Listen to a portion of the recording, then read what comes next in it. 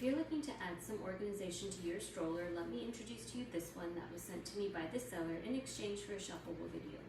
So this stroller organizer right here is universal and you can use it on almost any stroller.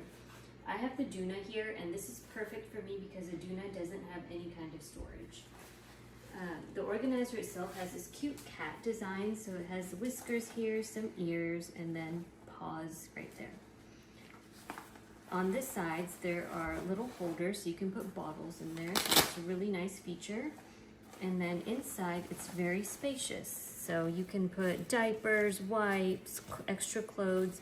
There's also a little zipper pocket here for you to add whatever else you need to add. So I think this is very spacious. It's really nice, and I will definitely be using it. And then, like as you saw when I opened it, it's a Velcro closure right here, so you can easily open and close it. I'll go ahead and put this on so you can see how it looks. So there are these Velcro straps. Just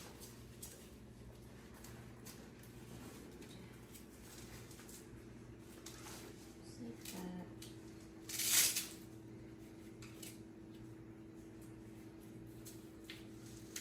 And then you can adjust it as you need to based on your stroller.